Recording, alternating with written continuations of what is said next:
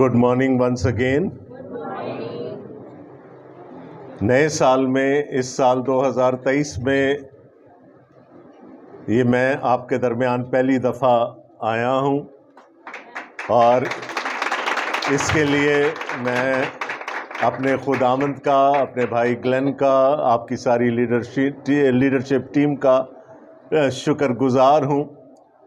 और चूँकि नए साल में पहली दफ़ा आया हूँ तो इस साल की नेक तमन्नाएं मैं आप सब तक एक्सटेंड करना चाहता हूँ। खुदावंद आपको इस साल में बड़ी बरकत दे।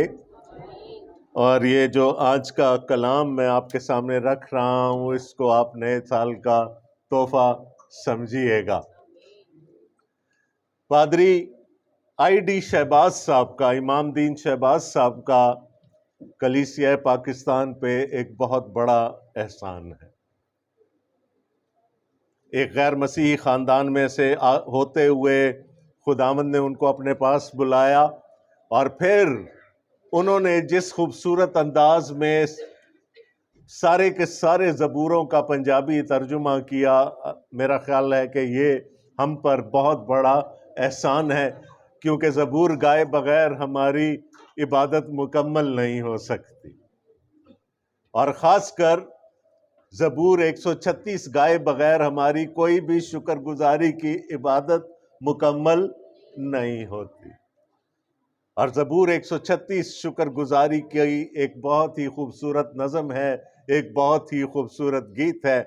और आज के दिन हम ज़बूर 136 पर गौर करने जा रहे हैं।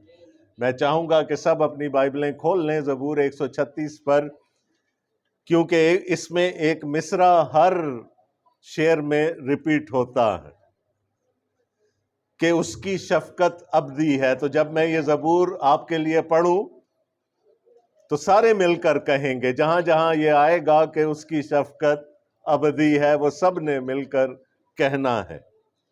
खुदावंद के कलाम में लिखा है, खुदावंद का शुक्र करो क्योंकि वो भला है, कि उसकी शफ़क़त अबदी है। इलाहों के खुदा का शुक्र करो कि उसकी शफ़क़त अबदी है। मालिकों के मालिक का शुक्र करो, उसी का जो अकेला बड़े बड़े अजीब काम करता है, उसी का जिसने दानाई से आसमान बनाया, उसी का जिसने ज़मीन को पानी पर फैलाया, उसी का जिसने बड़े बड़े नैयर बनाए, दिन को हुकूमत करने के लिए आफताब, रात को हुकूमत करने के लिए महताब और सितारे, उसी का जिसने मिस्र के पैलौठों को मारा और इसराइल को उनमें से निकाल लाया, कवी हाथ और बुलंद बाजू से,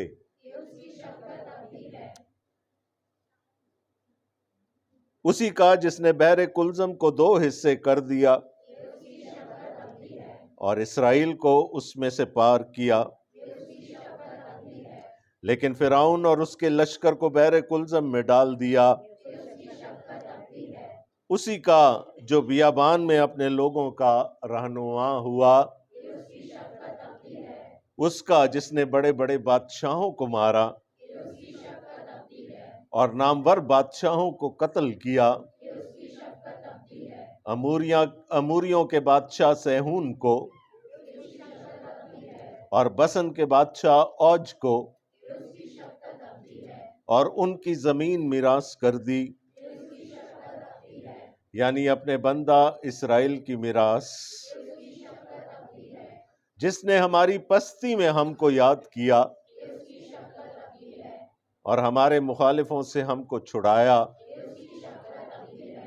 जो सब बशर को रोज़ी देता है, आसमान के खुदा का शुक्र करो, उसकी शफ़क़त। आमीन।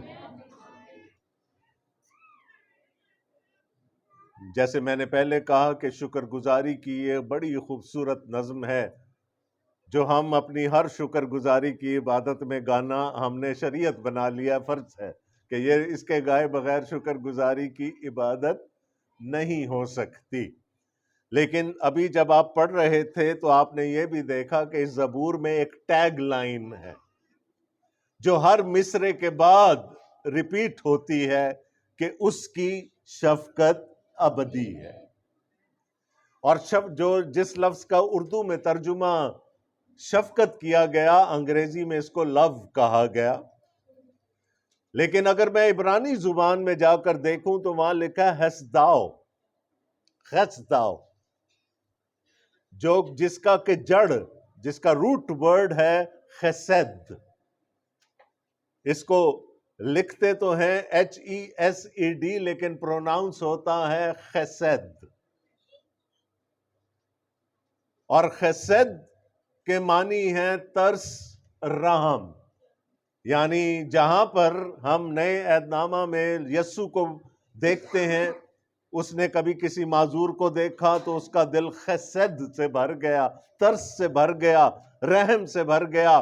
اس نے ایک بھیڑ کو دیکھا جس کے بارے میں اس کو لگا کہ ان کا کوئی چرواہا نہیں ہے، تو لکھا ہے اس کا دل ترس سے بھر گیا. لیکن پرانے عہد نامہ میں اس کے لیے جو لفظ استعمال ہوا ہے وہ خسد ہے.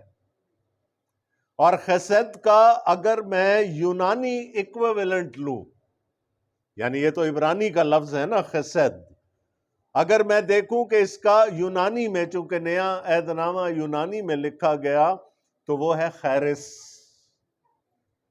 اور خیرس کا مطلب ہے فضل، گریس. تو میں غلط نہیں ہوں گا اگر میں اس ٹیگ لائن کو یوں پڑھوں کہ اس کا فضل ابدی ہے. ہم بڑے اطمینان کے ساتھ کہہ دیتے ہیں کہ پرانے عہد نامے میں تو فضل ہے ہی نہیں.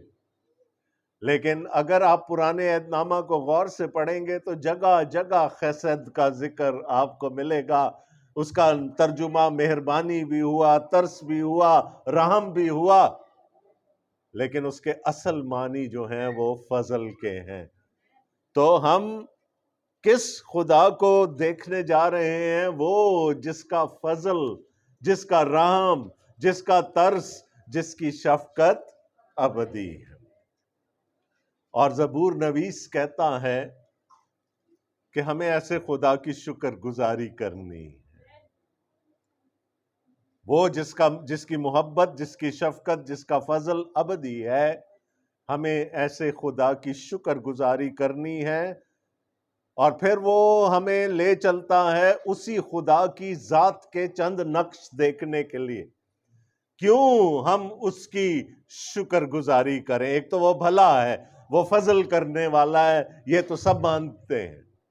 اور جیسے جیسے اس زبور میں ہم آگے بڑھیں گے، آپ دیکھیں گے کہ زبور نویس ایک کے بعد دوسری خدا کی صفت ہمارے سامنے لاتا ہے، اور وہ کہتا چلا جاتا ہے ہر سانس کے ساتھ کہ اس کی شفقت ابدی ہے، اس کا فضل ابدی ہے. پہلی 3 آیات دیکھیں میرے ساتھ. خداوند کا شکر کرو کیونکہ وہ بھلا ہے کہ اس کی شفقت ابدی ہے. الہوں کے خدا کا شکر کرو کہ اس کی شفقت ابدی ہے.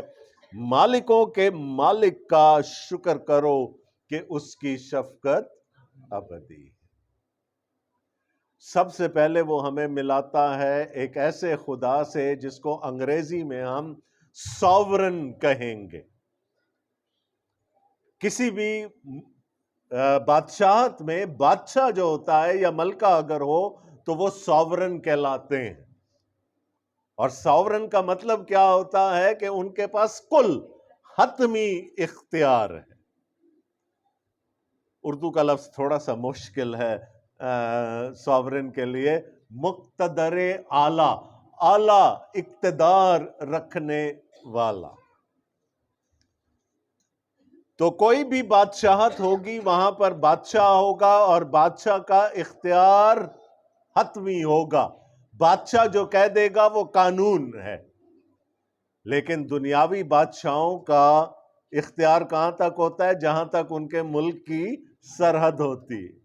ان کے ملک کی سرحد کے پار پھر ان کا اختیار نہیں چلتا.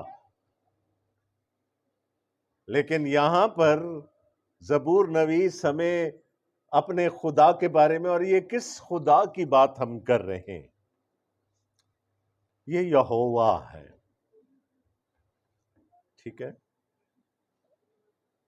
اب جیسے خدا نے اپنے آپ کو انٹروڈیوس کروایا تھا، اس نے 4 حرف بتائے تھے موسیٰ کو، میں ہوں سو میں ہوں، اور عبرانی میں اس کے لیے 4 حروف استعمال ہوئے ہیں، انگریزی میں اس کو ٹیٹرا گرامیٹون کہتے ہیں، یود ہے واو ہے۔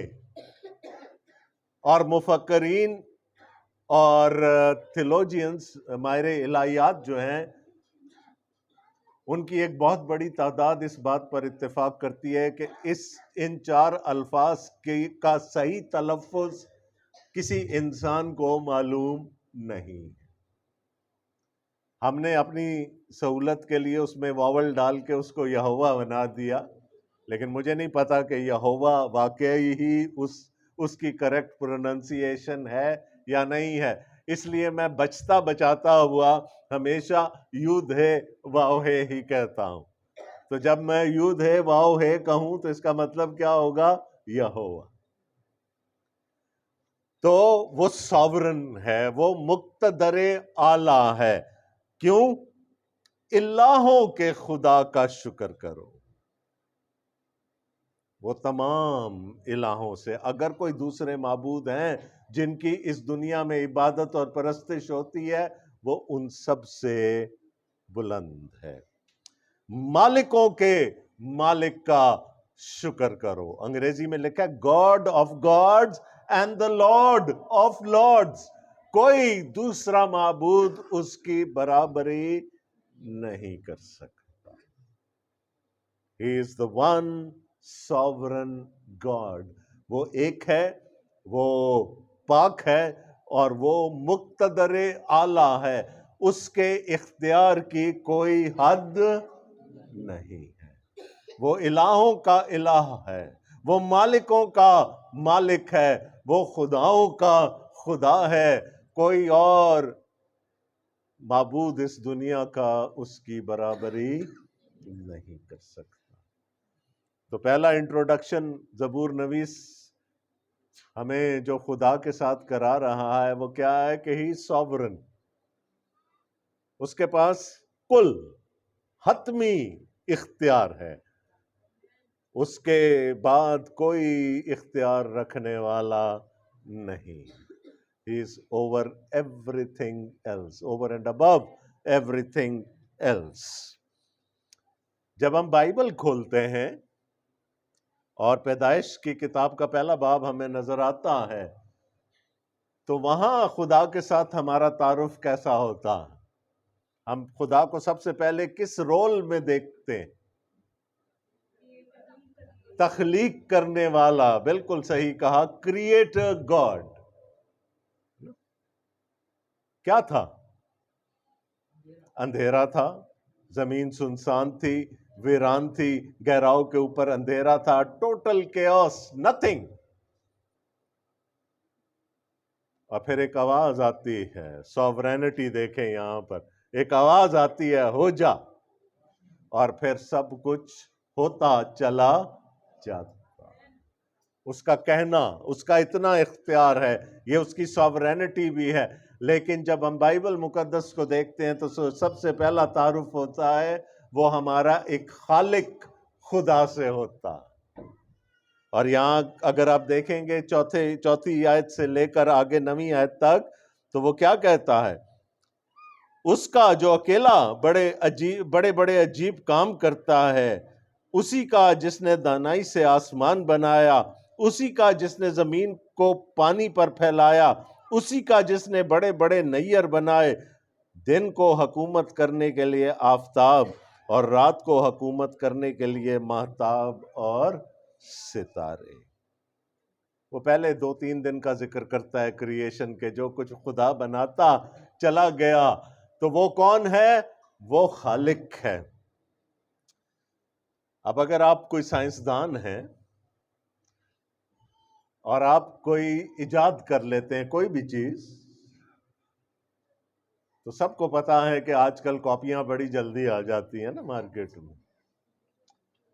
تو جو تخلیق کار ہوتا ہے، جو کسی چیز کا موجد ہوتا ہے، وہ سب سے پہلے اس تخلیق کو پیٹنٹ کراتا. اور پیٹنٹ کرانے کا مطلب یہ ہوتا ہے کہ اب آگے 16 سال تک کوئی اور اس کو نہیں بنا سکتا. تو جس کے نام پر پیٹنٹ ہو گیا وہ چیز اسی کی ہے، پھر کوئی دوسرا اس میں شرکت نہیں کر سکتا. اور پھر آپ نے کاپی رائٹس کے بارے میں بھی سنا ہوگا. اگر میں کوئی اچھا سا گانا لکھ لیتا ہوں یا کوئی اچھی دھن بنا لیتا ہوں، گانا بنا لیتا ہوں، اگر میں سنگر ہوں، تو قانون مجھے انٹلیکچول پراپرٹی رائٹس دیتا ہے کہ کوئی اس کی نقل نہیں کر سکتا. وہ میری تخلیق ہے، وہ میرے نام سے پہچانی جائے گی. اگر کوئی کرے گا تو پھر اس کو میں عدالت میں گھسیٹ سکتا ہوں. آپ یوٹیوب پر اکثر کوئی پروگرام دیکھتے ہیں، آواز میوٹ ہو جاتی ہے. کیوں؟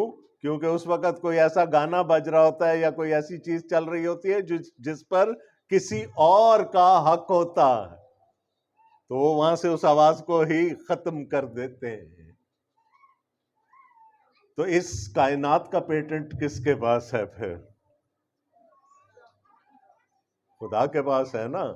اس کائنات کے انٹلیکچول پراپرٹی رائٹس کس کے پاس ہے؟ پھر تو جو خالق ہوتا ہے بائی ڈیفالٹ وہ مالک بھی ہوتا ہے. تو جب ہم خالق کی بات کر رہے ہیں تو ہمارا خدا جو ہے وہ مالک بھی ہے. اور اس نے کیسے تخلیق کیا اس پوری کائنات کو؟ Out of nothing. کچھ نہیں تھا، نیست.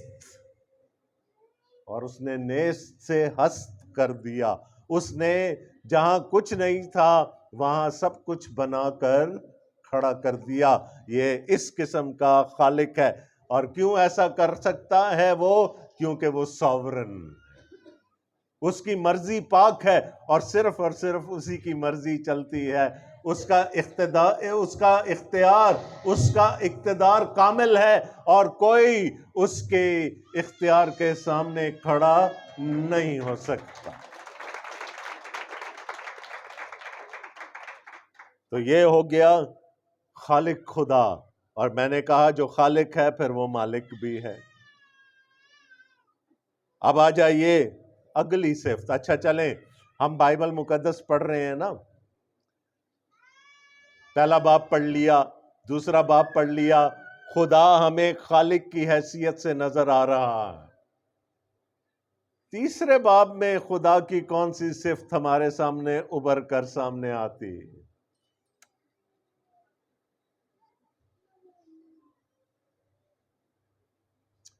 میں نے کئی دفعہ یہ آپ سے سوال کیا، دیکھتا ہوں کتنوں کو یاد ہے. بائبل کے خدا کو اگر ایک لفظ میں بیان کرنا ہو تو وہ لفظ کیا ہوگا؟ ایک لفظ میں بائبل کے خدا کو اگر، اچھا میں نے یہ نہیں بتایا تھا. نہیں، کوئی نہ کوئی تکا تو لگ ہی جائے گا. بائبل کا خدا منجی خدا ہے، وہ نجات دینے والا ہے، وہ فدیہ دینے والا ہے.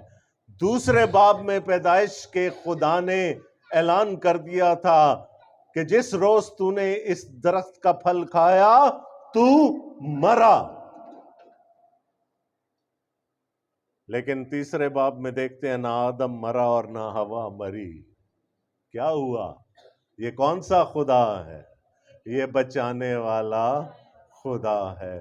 تو تیسرا باب میں ہمارا تعارف ایک بچانے والے خدا کے ساتھ ہوتا ہے، ایک فدیہ دینے والے خدا کے ساتھ ہوتا ہے، ایک ریڈیمر خدا کے ساتھ ہوتا ہے. لیکن زبور نویس ایک اور واقعے کو یہ بیان کرنے کے لیے استعمال کرتا ہے، اور وہ واقعہ ہے، وہ کہانی ہے، نہایت ہی خوبصورت کہانی خروج مصر کی. اب دیکھیں 10ویں آیت سے، اس کا جس نے مصر کے پہلوٹھوں کو مارا اور اسرائیل کو ان میں سے نکال لایا قوی ہاتھ اور بلند بازو سے، اسی کا جس نے بحر کلزم کو 2 حصے کر دیا اور اسرائیل کو اس میں سے پار کیا، لیکن فرعون اور اس کے لشکر کو بحر کلزم میں ڈال دیا، اسی کا جو بیابان میں اپنے لوگوں کا رہنما ہوا۔ تو بائبل کا خدا بچانے والا خدا ہے۔ کہاں تھے بنی اسرائیل؟ ملک مصر میں تھے، غلامی کی زندگی گزار رہے تھے، ان سے بیگار لی جاتی تھی، رات دن اپنے خداوند کے حضور آہ و نالہ کرتے تھے، اور پھر خداوند اپنے زور بازو سے ان کو نکال کر لے آیا۔ جنگ جنہ دی لڑدا یہوہ، لے آیا خدا ان کو نکال کر، اور ساتھ میں اس نے مصریوں کی عدالت بھی کر دی۔ بچا لیا نا اس نے۔ خدا نے موسیٰ کو اپنے پاس بلایا کوہ سینا پر، کوہ ہورب پر، اور اس کو کہا کہ تو جا ملک مصر جا۔ جانا چاہتا تھا موسیٰ؟ مفرور تھا نا، مار کے آیا تھا ایک مصری کو، تو جانا چاہتا تھا؟ نہیں جانا چاہتا تھا، لیکن خدا نے کہا تو جا۔ جتنے بہانے وہ بنا سکتا تھا بنائے، خدا نے ہر بہانے کا جواب اس کو دے دیا۔ تو آخر میں کہتا ہے خدا سے، وہ جن کے پاس تو مجھے بھیج رہا ہے، میں کیا کہوں گا کہ کس نے مجھے بھیجا ہے؟ تو خدا نے کہا تو بنی اسرائیل کو کہنا، یودھ ہے واو ہے نے، میں جو ہوں سو میں ہوں نے مجھے بھیجا ہے۔ اور جب تو میرے لوگوں سے بات کر چکے تو پھر فرعون کے پاس جانا اور اس سے کہنا میرے لوگوں کو جانے دے تاکہ وہ میری عبادت کریں۔ ایسے ہی ہوا تھا، جیسے تیسے کر کے موسیٰ چلا گیا۔ اپنے لوگوں کو تو اس نے کنونس کر دیا، خدا کے لوگوں کو کنونس کر دیا۔ اب جب فرعون کے پاس جانے کی باری آئی، ہارون ساتھ ہے، فرعون کو کہتا ہے مجھے یود ہے واو ہے نے بھیجا ہے۔ فرعون کہتا ہے کون ہے؟ میں تو اس کو نہیں جانتا، ہے نا؟ ایسا ہی ہوا، اور حق بجانے میں بالکل کوئی جھوٹ تو نہیں بولا اس نے، وہ تو نہیں جانتا یود ہے واو ہے کون ہے، کیونکہ بنی اسرائیل کے لیے تو خدا نے کہا تھا ان کو کہنا جو ابراہم کے خدا، اسحاق کے خدا اور یعقوب کے خدا نے مجھے بھیجا ہے۔ فرعون نے کہا میں تو یود ہے واو ہے کو نہیں جانتا، وہ کون ہے؟ تو خداوند نے کہا چل ٹھیک ہے، پھر میں کراتا ہوں اپنا تعارف تجھ سے، ہے نا؟ تو نہیں جانتا نا، جان جائے گا۔ ایک کے بعد ایک پوری 10 آفتیں بھیجی مصر پہ، اور کتنی دفعہ فرعون اور اس کے سارے وزراء اور مشیر جو تھے وہ کہنے پر مجبور ہو گئے کہ یود ہے واو ہے سے بڑا خدا کوئی نہیں ہے، لیکن پھر اپنے دلوں کو سخت کرتے گئے۔ آخر میں کیا ہوا؟ خدا اپنے لوگوں کو وہاں سے نکال کر لے آیا، لیکن اس سے پہلے ایک اور کام ہوا، عجیب کام۔ خدا نے مصریوں کے دلوں کو موم کر دیا بنی اسرائیل کے لیے۔ ہاں جی، یہ ساڈے پانڈے بھی لے جاؤ تے زیور بھی لے جاؤ تے جو کچھ چاہیے جے لے جاؤ، کیا کہ نہیں؟ سب کچھ دے دیا۔ وہ قوم جو بیگار لیتی تھی ان کا دل بدل دیا خدا نے۔ تو ہے کہ نہیں ساورن گاڈ؟ صرف یہودیوں کا تے عیسائیاں دا خدا تے نہیں نا، اس کائنات کا خدا ہے۔ وہ اپنا مقصد، اپنی ساورن مرضی کسی سے بھی پوری کروا سکتا ہے۔ اور ہم نے دیکھا ایک ہی رات میں خدا بنی اسرائیل کو وہاں سے نکال کر لے آیا۔ مصر کی فوج پیچھے پیچھے ہے، اسرائیلی پار ہو گئے، اسی پانی میں مصری مر گئے۔ چلے مجھے ایک اور بات بتائیں، ابھی ابھی پانی دو حصے ہو گیا ہے نا، پانی دو حصے ہو گیا، ہم سب پڑھتے ہیں، ایمان ہے ہوا تھا۔ وہ جو نیچے جو زمین نہ آئی، اس پہ چلنا آسان ہوگا؟ کیا ہوگا اس پہ؟ جی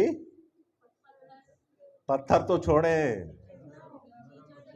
کیچڑ، کائی، اس پہ کوئی چل سکتا ہے؟ تو نہ صرف پانی دو حصے ہو گیا، وہ نیچے کی زمین بھی خشک ہو گئی۔ ہے ایسا ساورن خدا کوئی اور؟ اپنے لوگوں کو وہاں سے گزار کر لے آیا۔ تو ایک بڑا کام نہیں کیا، وہ کہتا ہے بڑے بڑے کام جو کر رہا، شکر کرو اسی سے۔ تو وہاں سے وہ اپنے لوگوں کو نکال کر لے آیا۔ تو ہمارا تیسرا تعارف کس خدا کے ساتھ ہوا؟ وہ خدا جو بچانے والا ہے، وہ جو چھڑانے والا ہے، وہ جو خود اتر کے بچاتا ہے، جس نے ملک مصر سے اپنے لوگوں کو بچا کر نکال لایا، جو ہم اس خدا سے مل رہے ہیں۔ تو ابھی تک خدا کی کتنی صفات ہم نے دیکھی؟ پہلی بات، وہ ساورن ہے، مقتدر اعلی ہے۔ دوسری بات، وہ خالق ہے، اور اگر خالق ہے تو پھر مالک بھی ہے۔ اور تیسری بات کیا دیکھی؟ کہ اس کے پاس بچانے کی قدرت بھی ہے۔ وہ بنی اسرائیل کو وہاں سے نکال کر لے آیا۔ آگے پڑھتے ہیں جناب ہم 17ویں آیت سے۔ اسی کا جس نے بڑے بڑے بادشاہوں کو مارا اور نامور بادشاہوں کو قتل کیا، اموریوں کے بادشاہ سیہون کو اور بسن کے بادشاہ اوج کو، اور ان کی زمین میراث کر دی، یعنی اپنے بندہ اسرائیل کی میراث۔ بلکہ ہم 24ویں آیت بھی پڑھ لیں ساتھ، 23ویں، جس نے ہماری پستی میں ہم کو یاد کیا، اس کی شفقت ابدی۔ دشمنی تھی خدا کی ان بادشاہوں کے ساتھ، بڑے بڑے بادشاہوں کا ذکر ہو رہا ہے، بڑے بڑے بادشاہوں کو مارا۔ کیا قصور تھا ان کا؟ کیوں مارا خدا نے؟ جی کوئی آتی ہے بات ذہن میں؟ اوج کا ذکر آ گیا یہاں پر، سیہون کا ذکر آ گیا، کیوں مارا خدا نے ان کو؟ اور یہ بادشاہ کہاں کے تھے؟ یہ ملک کنعان کے بادشاہ تھے نا۔ خدا نے ان کو مارا، کیوں مارا؟ اور زبور نویس جواب دے رہا ہے، اور ان کی زمین میراث کر دی۔ ان کا تو کوئی قصور ہوگا یا نہیں ہوگا؟ ان کو کیوں مارا؟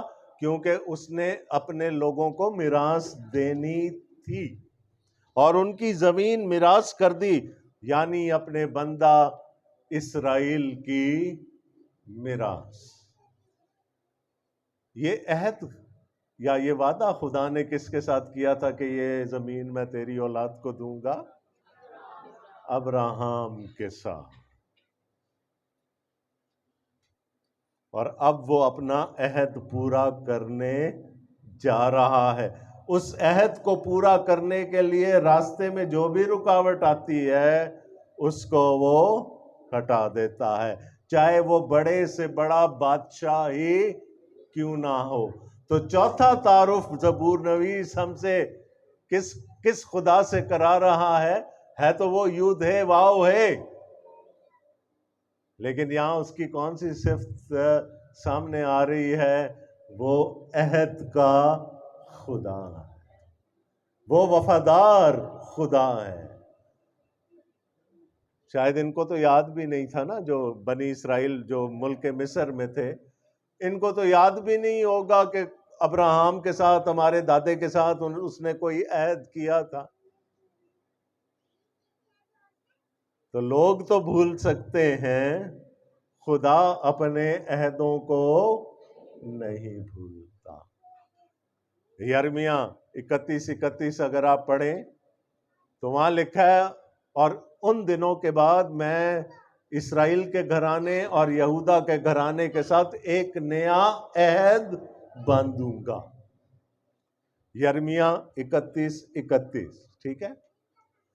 اس عہد کی طرح نہیں جو میں نے ان کے باپ دادا سے بیابان میں باندھا تھا، جس کو تمہارے باپ دادا نے توڑ دیا۔ خدا کہتا ہے میں نے نہیں توڑا، میں وفادار خدا ہوں، میں اپنے عہد کو، اپنے عہدوں کو یاد رکھتا ہوں۔ تمہارے باپ دادا نے اس عہد کو توڑا تھا، لیکن مجھے یاد ہے کہ میں نے اپنے بندہ ابراہم سے کیا عہد کیا تھا، اور وہ عہد کیا تھا کہ یہ زمین، وہ تو پردیسی تھا نا اس ملک میں، اس زمین پر ابراہم تو پردیسی تھا۔ اس نے کہا یہ زمین ہے نا، پیدائش 15 باب میں رات کو اس کو خیمے سے نکال کے باہر لے گیا، گن، اگر آسمان کے ستارے گن سکتا ہے تو پھر تیری اولاد بھی اتنی ہی ہوگی، اور یہ زمین جہاں تو پردیسی ہے میں تیری اولاد کو دوں گا۔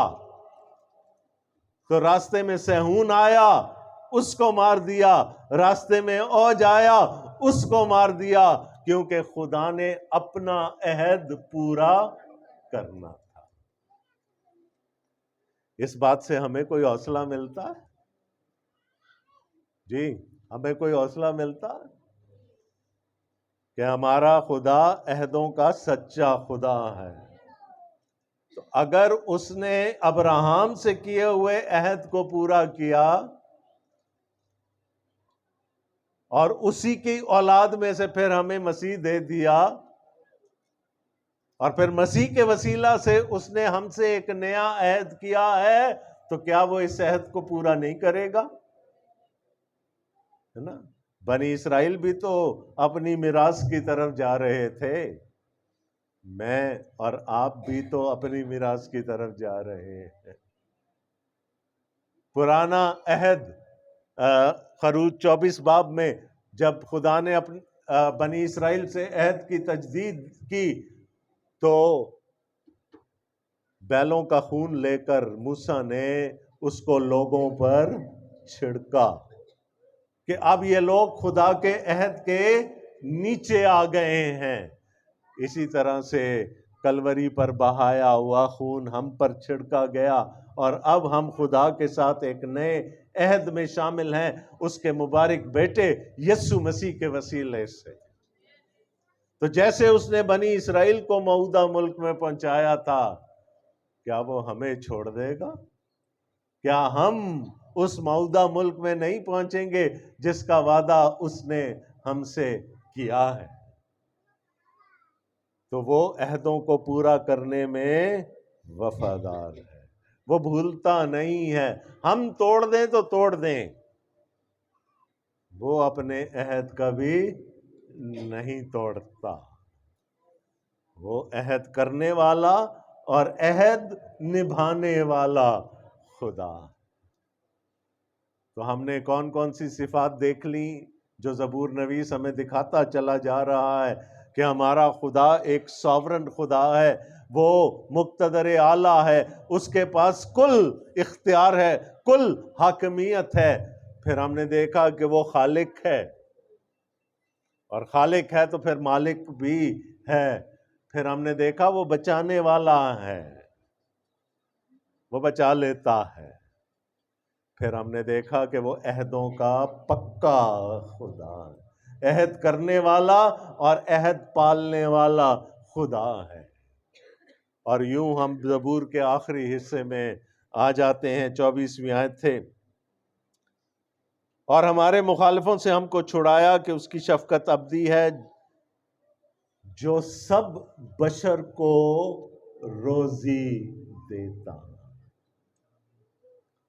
آسمان کے خدا کا شکر کرو کہ اس کی شفقت۔ آخر میں ہمیں ایک پرووائڈر خدا سے، مہیا کرنے والے خدا سے، یود ہے واو ہے یری سے وہ ہمارا تعارف کروا رہا۔ وہ ہر بشر کو روزی دیتا ہے، وہ پرووائڈ کرتا ہے۔ جب خدا اپنے لوگوں کو اتنے بڑے ایڈونچر پر لے کر چلا تو اس کو پتا تھا نا کہ ان کو 40 سال بیابان میں گزارنے ہیں۔ اس کو یہ بھی پتا تھا کہ کھانے پینے کو تو وہاں کچھ ملے گا نہیں۔ کیا ہوا؟ آسمان سے ہے نا رات میں من برستا تھا، اور صبح لوگ بٹورتے تھے اور پورا دن کھاتے تھے۔ ہم میں سے بھی تو بڑے سوچتے ہیں نا یہی گل رہندی تے چنگا کام تے نہ جانا پیندا۔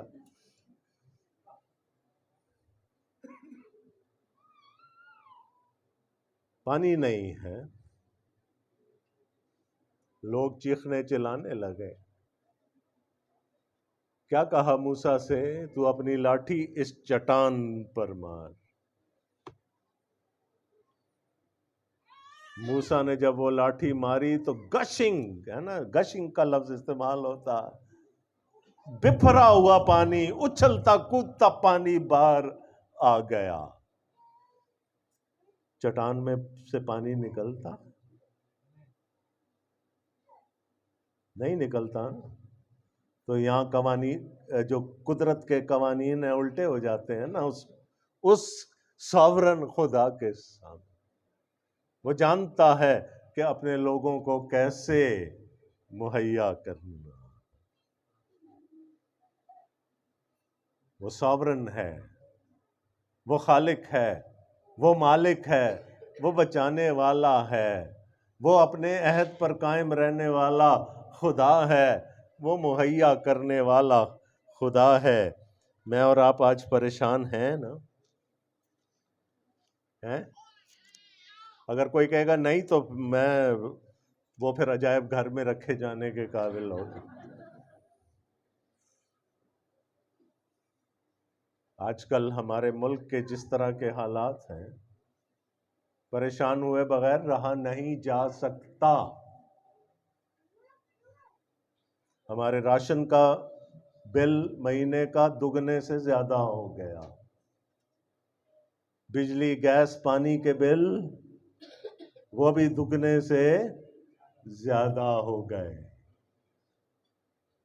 تنخواہ اتنی کی اتنی، اور ابھی ہمیں نہیں پتا کہ کل اور کون سا بل آ جائے اور کس چیز پہ ٹیکس لگ جائے۔ ابھی آیا ہے نا منی بجٹ، تو ایک طرح سے تو یہ کہا جا سکتا ہے کہ پریشانی بجا ہے، کل کیا ہوگا۔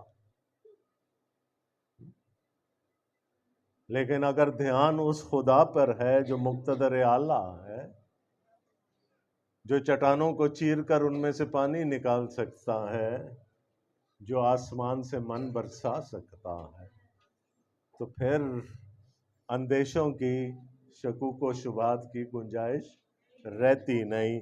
اور غالباً خداوند یسوع مسیح نے جو کچھ اپنے پہاڑی واعظ میں کہا، تو خداوند یسوع مسیح کے ذہن میں بھی یہ ساری چیزیں تھیں۔ میرے ساتھ دیکھیے گا مقدس متی کا انجیلی بیان، اس کا 6 باب اور اس کی 25ویں آیت سے۔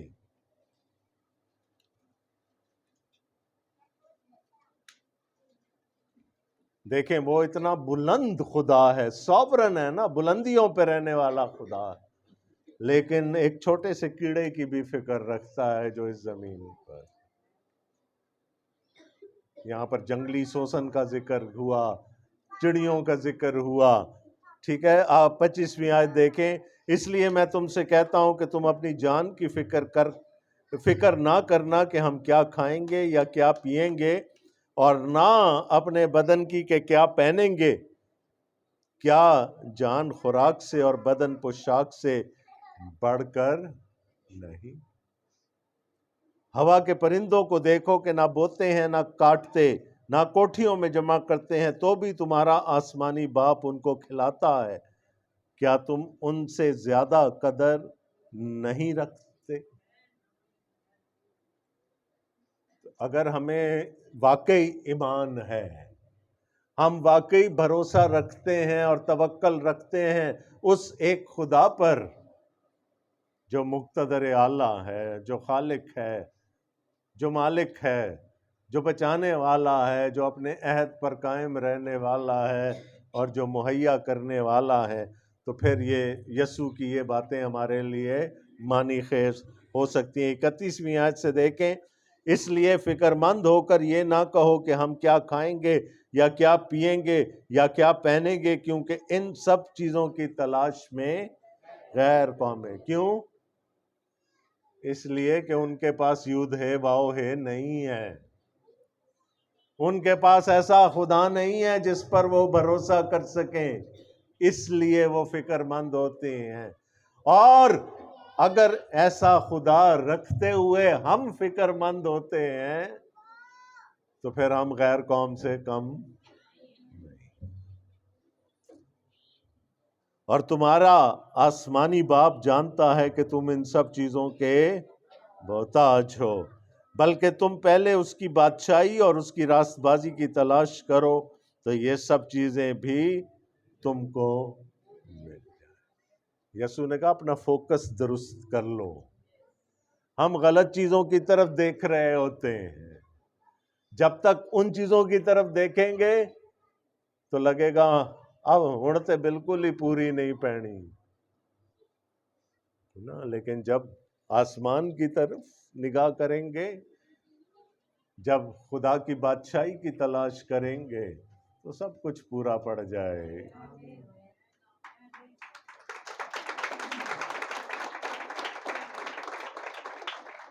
یسوع نے اپنے شاگردوں سے کہا جب بھیڑ تھی 5000 کی مردوں کی، تم ہی انہیں کھانے کو دو، ہے نا؟ انہوں نے کیا کیا؟ اپنے بوجھوں میں دیکھنا شروع کر دیا۔ ہاں جی، ساڈے کول تے اینا ہے ہی نہیں، وہ 6 مہینے دی تنخواہ لگ جانی انہاں نوں کھواندیاں کھواندیاں۔ یہی کہا تھا نا، اس لیے کہ وہ اپنی جیبوں میں دیکھ رہے تھے۔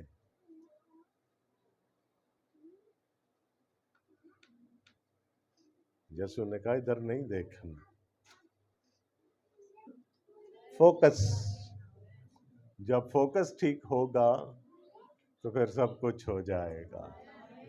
ہمارے لوگوں کا تھوڑا سا فوکس بگڑا ہوا ہے نا، اس لیے میں یہ نہیں کہتا کہ ہم پریشان نہیں ہوں گے، ایسا کہوں گا تو انسانی فطرت کے خلاف ہوگی۔